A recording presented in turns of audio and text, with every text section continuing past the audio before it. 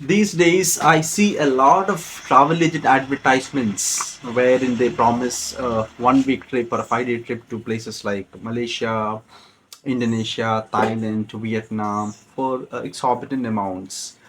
In late 2018, me and my dad went on a month-long trip to Indonesia, and from there we actually moved to Vietnam and then spent some time in Cambodia before actually returning. So I just want to sort of talk about it because we did it in a very economic, cost-efficient way. And this is important because when you're traveling, visiting a country for 4 5 days, it is actually possible to be quite indulgent. You can really stay in fancy places and eat out in fancy restaurants because you really good enjoy the experience. And it's a short duration sort of trip. But when you actually travel for a month, you've got to minimize your per day cost. Else, you will never be able to afford to stay in a foreign country for a very long period. So, because essentially Southeast Asia is a cost effective, relatively inexpensive sort of place, we plan to visit those cities, countries in Southeast Asia. But more importantly, my interest to visit Indonesia came out of a previous visit to Sri Lanka, where at the World Buddhist Museum in Kandy, I happened to see a miniature model of the temple in Borobudur. The Borobudur temple is the largest Buddhist temple in the world, and it's an impressive structure which is located in central Java in a city. The name of the city is Yogyakarta, and the temple is around, let's say, 20 kilometers from the city center. And it is, of course, a UNESCO World Cultural Heritage Site, and it's an awesome structure in itself. So the principal reason for going to Indonesia is actually to visit the Buddhist temple, Borobudur Buddhist temple, and of course there is a temple nearby called Prambanan, which is a Hindu temple. So these were the prime reasons for being in Java Island. So Java Island is where these two temples are in central Java in the city called Yogyakarta. Now from India we flew down to Jakarta. Jakarta is the capital of Indonesia and the largest city of that nation, of course. Jakarta reminds you of Bombay in a lot of ways. It's a huge metropolis, overcrowded, bustling with people, and generally expensive. Relatively speaking, more expensive compared to other Indonesian cities. So we started our journey from Kochi. There weren't direct flights to Indonesia those days. We had to fly via one of those hubs in Southeast Asia, which is either Kuala Lumpur, Thailand, or Singapore. We sort of traveled via Kuala Lumpur, flights, Air Asia flights from Kochi to Kuala Lumpur, and then onwards to Jakarta. The visa process to Indonesia is fairly easy. At least during those days, there were no charges. Basically, it was visa on arrival, and free visa was issued to Indians. You could stay in Indonesia for up to 30 days. Now, a little bit about timing of visit. We traveled in late 2018, which is in the month of September, if I remember correctly. And that's a good time to visit because you get really low ticket prices. In fact, I looked it up the other day. Our tickets cost us, for both of us, from Kochi to Jakarta via Kuala Lumpur, it cost us a little under 14,500 rupees for the two of us. 14,500 rupees tickets to this. So that was quite a deal. And right. So once we arrived in Jakarta, the visa process was fairly smooth. There wasn't a lot of paperwork to do. You just had to, the visa processing officer asked us for the purpose of a visit. We said we are here for tourism. We showed us tickets, onward tickets from Indonesia around 28 days later.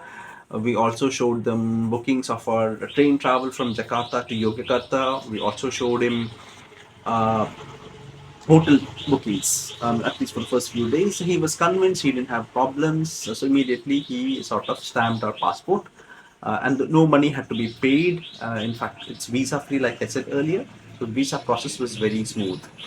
So Jakarta Airport was, I suppose, newly, I suppose, how would I say this, renovated airport at that point of time, because they just hosted. We had arrived in Jakarta within a month of Indonesia hosting the Asian Games of 2018. So everything was like spruced up, and there were still holdings of this particular games.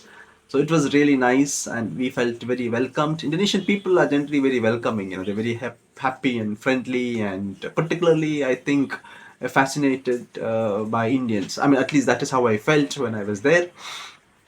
So from the airport, we took a bus, airport bus, to the center of the city. The center of the city is called Gambir. That's quite interesting. It's called Gambir. And from there, our accommodation, we stayed in hostels during our entire 30 days. The hostel was around walking distance from the Gambir station. So that was our first day. So our stay in Jakarta proper was actually very limited. We stayed in Jakarta for around 3 days. Of course, like I was mentioning earlier, the objective is to minimize your per day cost, and from the other relative to other cities in Indonesia, Jakarta was of course more expensive because it of course is the capital city. Now, Jakarta, of course, has got excellent public transport. Bus service is there. There is a good metro system. We used the metro system extensively while we were in Indonesia to look at the places of local interest. In Jakarta, I remember we had visited this place called Kota Jakarta, which is the old part of Indonesia, as in the place from where the Dutch colonized. So some of those Dutch buildings are still there. It's a good part of the city, and you enjoy that visit because of the cultural richness of that place. Then we also visited this place called Masjid Istiqlal, the mosque, which is, I suppose, the largest in Southeast Asia. The dome of this structure is quite impressive. It's really large. And so we visited that mosque. We also visited Kota Jakarta and places of cultural interest there, and we visited museums around Jakarta because we just had 3 days, so we just sort of hurried through Jakarta. Really, I'm saying hurried through because we spent a good 10 days in our next destination, which is Yogyakarta. Now, while in Jakarta, we also had the good fortune of visiting one of my college friends. So that was quite unexpected. The meeting was also quite unexpected. I had posted something on social media on Facebook talking about my basically presence in Jakarta. My friend immediately, who was actually staying and working in Jakarta at that time, immediately reached out, and then he invited me over. We had lunch, and we had dinner basically, and we had an awesome time. So that was another highlight of a visit of a stay in Jakarta. So 3 days later, we took a train to Yogyakarta, which is in central Java, and journey was quite comfortable, pretty scenic. And once in Yogyakarta, again we took public transport.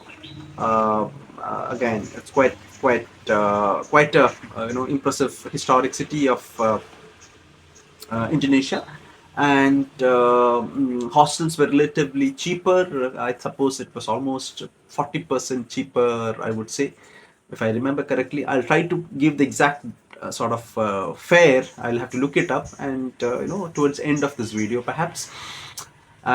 So we spent around good 10 days in Yogyakarta, and that stay was quite memorable because we lived in Indonesia, in Yogyakarta, just as you live in India. We were actually going to the bazaars there, buying food, cooking rice in a hostel, and we lived a very slow paced life, very self indulgent, slow paced life for a good 10 days. Then, of course, we used to stock up on vegetables, eggs, and spices and condiments we carried from India a little bit to do basic cooking. So that way, that was the food part was there for nice. Of course, occasionally we used to go out and try Indonesian food, which is quite yummy and pretty affordable also. So, like I had indicated earlier, the attraction, the main reason for going to, let's say, Indonesia itself was to visit the temples in Borobudur. I've made separate videos on both Borobudur and Prambanan. Borobudur is the largest Buddhist temple in the world. Pretty impressive structure. Really, it's awesome. And then the separate video, I'll leave a link at the bottom of this. Then another temple called Prambanan, which is again close by. You could take public transport. We've taken public transport to reach both these places. Of course, there is a charge for visiting these temples because these are UNESCO World Heritage Sites. If I remember correctly, the fees at that time was around 25 US dollars. Okay, but it's well worth your the time and money and visit. I suppose you shouldn't shy away because the money goes into preservation of the monument. It is indeed let's say collective human treasure, I would say, the temples there in this. Now, from Indonesia, from Yogyakarta, we in fact both Jakarta and Yogyakarta are situated in Java Island.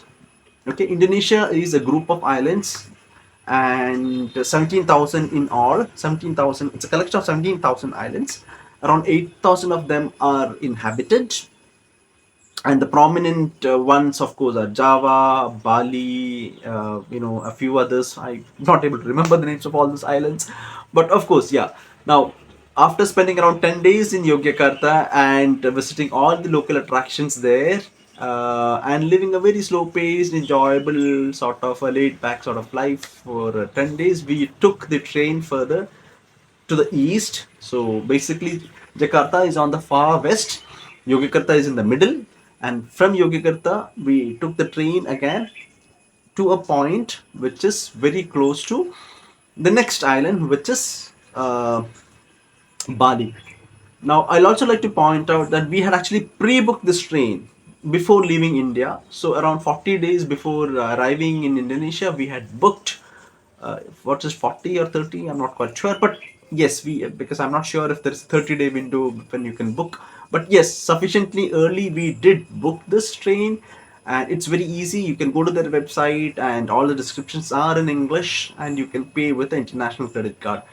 So Visa cards are accepted, and it's a very fairly effortless process. You have to take a printout with you, and then in Indonesia, of course, they check before you enter the station. You've got to have a confirmed ticket. You've got to have, especially for a foreigner, you've got to have your passport.